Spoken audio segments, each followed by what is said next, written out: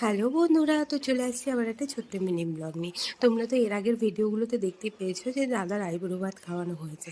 তো বিয়ে তো চলেই এসছে।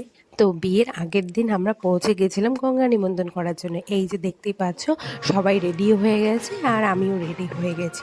আর রেডি হয়ে বেরিয়ে পড়লাম। তো এখন দেখো মন্দিরে চলে এসছে। আর মন্দিরে এসে দেখতে পাচ্ছ যে এখন গঙ্গা নিমন্ত্রণের জন্য তারপরেও নাচানাচি হচ্ছে, পুরো নাচানাচি, কিন্তু বৃষ্টি কিন্তু হচ্ছিল। তারপরে নাচ কিন্তু আমাদের থামেনি। আর এই যে দেখতে পাচ্ছ আমি নাচ করছি, আরও সবাই ওখানে নাচ করছে।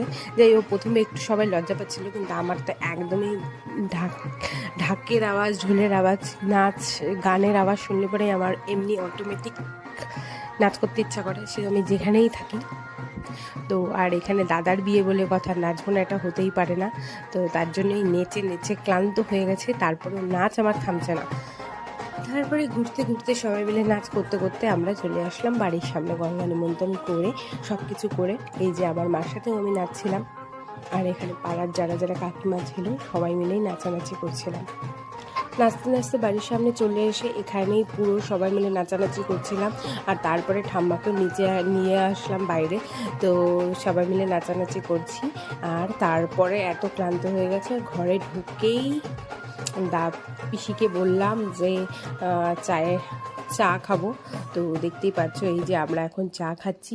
এই যে মা তো গ্লাস নিয়ে বসে পড়েছে।